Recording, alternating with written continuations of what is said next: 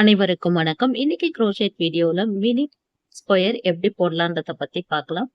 Mini square இதே போல இன்னொரு பீஸும் போட்டுட்டு இந்த 2 பீஸையும் எப்படி ஜாயின் பண்ண போறோம்ன்றதையும் பார்க்கலாம். மினி ஸ்கொயர் போடுறதுக்காக யூஸ் பண்ணியிருக்கிற ஸ்டிச்சஸோட வீடியோவோட லிங்க் டிஸ்கிரிப்ஷன்ல கொடுத்துருக்கேன். பார்த்து தெரிஞ்சுக்கோங்க. மினி ஸ்கொயர் போடுறதுக்காக மேஜிக் ரிங்ல இது போல லூப்பை மேலே எடுத்தோம்னா இந்த லூப் வழியா ரன்னிங் நூலை வெளியே இழுக்கும் பொழுது மேஜிக் ரிங் கிடைச்ச பிறகு விரல்ல இருந்து எடுத்துட்டு 3 செயின் ஸ்டிச் போடணும். 3 செயின் ஸ்டிச் போட்டு முடிச்ச பிறகு அதே மேஜிக் ரிங்கும் உள்ள இன்னும் 2 கிளஸ்டர் ஸ்டிச் டபுள் க்ரோஷேட்ல போடணும். அதை எப்படி போடணும்னா இது போல டபுள் க்ரோஷேட்டுக்கு 3 லூப் கிடைச்சதும் முதல் 2 லூப்ல மட்டும்தான் இந்த ரன்னிங் நூலை எடுக்கணும். மறுபடியும் டபுள் க்ரோஷேட் போடுறது போலவே இந்த 2 லூப் கிடைக்கும். இந்த 2 லூப்ல மட்டும்தான் ரன்னிங் நூல் எடுக்கணும். இப்போ மொத்தம் 3 லூப் இருக்கு. இந்த 3 லூப் வழியாவும் இந்த ரன்னிங் நூலை வெளியே இழுத்தோம்னா ஒரு கிளஸ்டர் கிடைச்ச பிறகு 2 செயின் ஸ்டிச் போட்டு முடிச்ச பிறகு மறுபடியும் ஒரு கிளஸ்டர் போடணும். கிளஸ்டர் போடுறதுக்காக 3 டபுள் க்ரோஷேட்டு நம்ம பாதி பாதியா போடணும். அதாவது இது போல 2 லூப்ல மட்டும் எடுக்கணும். அடுத்த கிளஸ்டர் போடுறதுக்கு இந்த லூப் மேலே இழுக்கணும். 2 லூப்ல மட்டும் எடுக்கணும். இப்போ 2 எடுத்தாச்சு. அடுத்ததா இன்னும் ஒரு டைம் நம்ம கிளஸ்டர் போடணும். இப்போ 2 லூப்ல எடுத்த பிறகு மொத்தம் 4 லூப் இருக்கு. இந்த 4 லூப்லயும் ரன்னிங் நூலை எடுத்தோம்னா 2வது கிளஸ்டர் கிடைச்ச பிறகு 2 செயின் ஸ்டிச் போடணும்.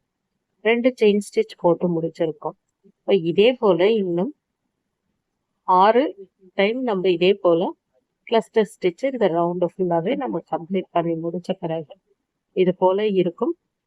ஸ்டார்டிங் நூல் இருக்கும் இல்லையா, அதை பிடிச்சு இழுத்தோம்னா இந்த மேஜிக் ரிங் நல்லா அப்படியே சின்னதாகிடும். கரெக்டா நீங்க இது போல கவுண்ட் பண்ணி பாருங்க. நான் 8 போட்டிருக்கேன் கிளஸ்டரு. அதே போல 8 வந்து பிறகு ஃபர்ஸ்ட் போட்டிருக்கிற 3 செயின் ஸ்டிச்ல 3வது செயின் ஸ்டிச்ல ஒரு ஸ்லிப் ஸ்டிச் போட்டு இந்த ரவுண்டை கம்ப்ளீட் பண்ணணும். ஸ்லிப் ஸ்டிச் போட்டாச்சு. ஸ்லிப் ஸ்டிச் போட்டு முடிச்சதும் ஒரு செயின் எக்ஸ்ட்ராவா போட்டு ரன்னிங் நூலை கட் பண்ணி எடுத்த பிறகு அடுத்த லைன் ஸ்டார்ட் பண்றது உங்களுக்கு இதே கலர்லயும் போட்டுக்கலாம். இல்லைன்னா நீங்க வேற கலர் நூல்லையும் போடலாம். நான் வேற கலர் நூல்ல தான் நான் போட போறேன். கிரீன் கலர் யான்ல ஸ்லிப் நாட் போட்டு வச்சிருக்கேன். ஏற்கனவே ரெடி பண்ணியிருக்கிறேன். இந்த சர்க்கிள்ல செயின் ஸ்டிச் போட்டுருக்கிற இந்த கேப் உள்ள பூக்க விட்டு ஸ்லிப் நாட் போட்டுருக்கிற இந்த கிரீன் கலர் நூலை இந்த வழியா எடுத்து 3 செயின் ஸ்டிச் போடணும். 3 செயின் ஸ்டிச் போட்டது ஒரு டபுள் க்ரோச்சேட்டை நம்ம கணக்கு எடுக்கணும். 3 செயின் ஸ்டிச் போட்ட அதே கேப்ல இன்னும் 2 டபுள் க்ரோச்சேட் போடணும். மொத்தம் 3 டபுள் க்ரோச்சேட் போட்டது பிறகு 2 செயின் ஸ்டிச் போடணும். ஃபர்ஸ்ட் போட்டிருக்கிற 3 செயின் ஸ்டிச்சும் ஒரு டபுள் க்ரோச்சேட்டை நம்ம கணக்கு எடுக்கணும்னு சொல்லியிருக்கோம். இப்போ அதே கேப் உள்ள இன்னும் 3 டபுள் க்ரோச்சேட் போடணும். 3 டபுள் க்ரோச்சேட் போட்டு முடிச்ச பிறகு அடுத்ததா இருக்கிற இந்த கேப் உள்ள 3 டபுள் க்ரோச்சேட் போடணும். எதுவும் செயின் ஸ்டிச் எதுவும் போடக்கூடாது. டைரக்டா இந்த கேப்ல 3 டபுள் க்ரோச்சேட் போட்டு முடிச்ச பிறகு இது போலதான் இருக்கும். அடுத்த கேப் உள்ள செகண்ட் கார்னர் போடணும்.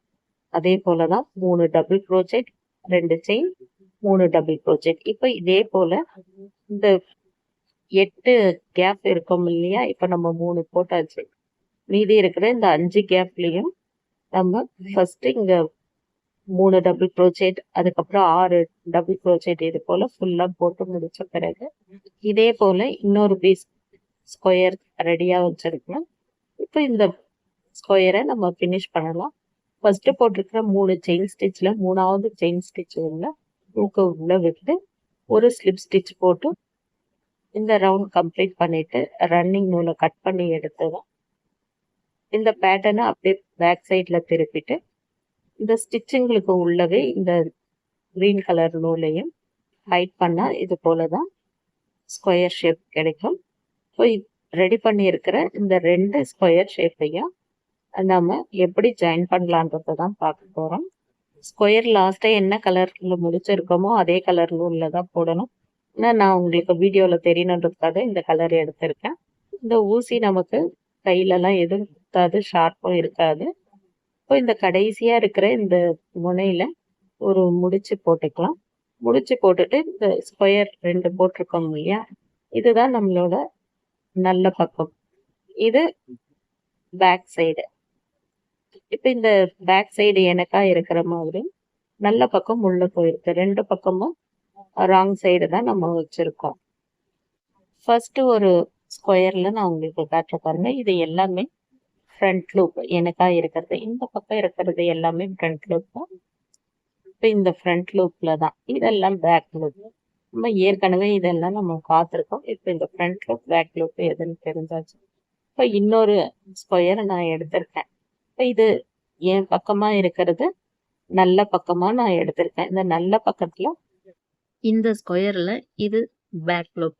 எதுக்காக இது பேக் லூப்னு சொல்றோம்னா, இப்போ இது என் பக்கமா இந்த பக்கம் தான் இருக்கும். அதனால இது பேக் லூப்னு சொல்றேன். இன்னொரு ஸ்கொயர்ல ஃப்ரண்ட் லூப்ல எடுக்க போறேன். ஏன்னா இதுதான் எனக்கு ஃப்ரண்ட்ல வருது. அதால இந்த ஃப்ரண்ட் லூப்ல ஊசிய உள்ள விட்டாச்சு. இப்போ இந்த ஸ்கொயர்ல பேக் லூப், இதுல ஃப்ரண்ட் லூப். இது போல எடுத்துட்டு ரெண்டுத்தையும் ஜாயின் பண்ணணும். ஜாயின் பண்ணிட்டு இந்த கடைசியா இருக்கிற இந்த முடிச்சு உள்ள ஒரு டைம் நம்ம இந்த ஊசியை விட்டு லாக் பண்ணோம்னா கரெக்டா லாக் ஆயிடும். இப்ப நான் உங்களுக்கு காட்ட பாருங்க, லாக் ஆயிட்டு இருக்கு. இப்போ நம்ம இதை எப்படி ஜாயின் பண்ண போறோம்னா, இந்த ஸ்கொயர்ல இருக்கிற பேக் லூப், இந்த பேக் லூப்ல ஊசியை விட்டாச்சு. இந்த ஸ்கொயர்ல இருக்கிற ஃப்ரண்ட் லூப்லயும் ஊசியை விட்டு ஒரு லாக் போட்டாச்சு. அடுத்ததா இருக்கிற ஸ்டிச்ல இந்த ஸ்கொயர்ல பேக் லூப்ல ஊசியை விட்டு இருக்கும். அதே போல இந்த ஸ்கொயர்ல ஃப்ரண்ட் லூப்ல ஊசியை விட்டு லாக் பண்ணியாச்சு. இதேதான் இந்த ஸ்கொயரோட இந்த லைன்ல back loop front loop, back loop front லூப்னு இதே போல ஃபுல்லாவே நம்ம ஜாயின் பண்ணிட்டே வரணும். இந்த ஒரு சைடு எப்படி தைக்கணும் அப்படின்றது தான். அப்ப பாருங்க, இந்த அளவுக்கு நான் ஜாயின் பண்ணியிருக்கேன். அதே போலதான் கடைசி வரைக்கும் நம்ம இந்த இதே போலதான் தச்சுட்டே போனோம். ஆனா கடைசி வரைக்கும் நான் தச்சுட்டு வந்துட்டேன் இந்த லைன் மட்டும்.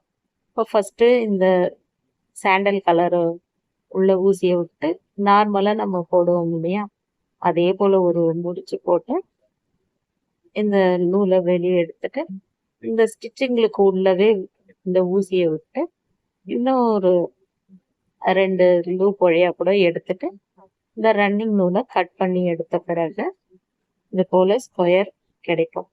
இப்போ நம்ம இந்த புக்கு மூட்ட மாதிரி தான் இருக்கு. இந்த நூலெல்லாம் கூட நம்ம ஹைட் பண்ணிடலாம்.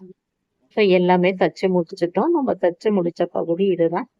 உள் பக்கத்துல எப்படி இருக்குன்ட்டு பார்க்கலாம். இப்போ உள்ள பிரிச்சு பார்த்தா இது போலதான் இருக்கும். அதே கலர்ல நான் தச்சு இருந்தேன்னா இது போல தெரியாது. வீடியோல உங்களுக்கு கிளியரா புரியணுன்றதுக்காக தான் நான் சாண்டல் கலர் நூல்ல தச்சு காமிச்சிருக்கேன்.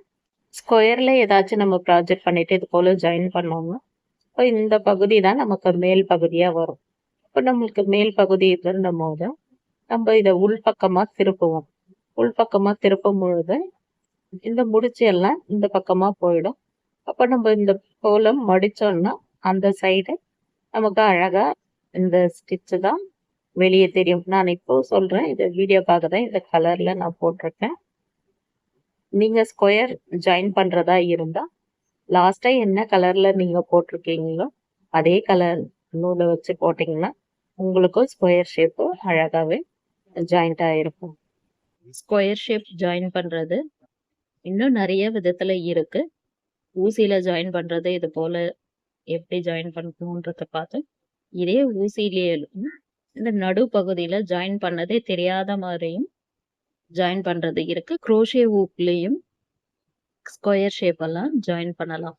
அது வேற ஒரு வீடியோல எப்படி ஜாயின் பண்ணலான்றதையும் பார்க்கலாம். இன்னைக்கு வீடியோல மினி ஸ்கொயர் எப்படி போடலான்றத பத்தியும் பார்த்தோம். மினி ஸ்கொயர் போட்டுட்டு எப்படி ஜாயின் பண்ணலான்றத பத்தியும் பார்த்தோம். இந்த வீடியோ உங்களுக்கு யூஸ்ஃபுல்லா இருந்துச்சுன்னா வீடியோவை லைக் பண்ணுங்க.